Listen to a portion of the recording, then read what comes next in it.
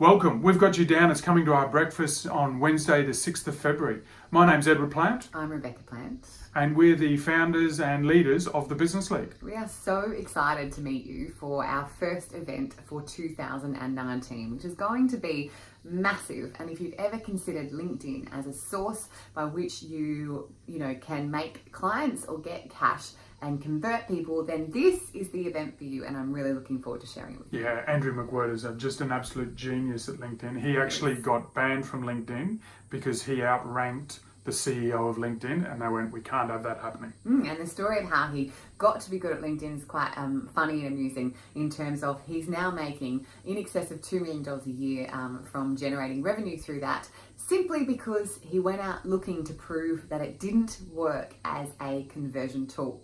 So he's going to be sharing that story. He's going to be sharing his story. He's going to be eating his hat because it does work. His story of business to that point, which in itself is big. And then a few tips on how to use LinkedIn better in your business.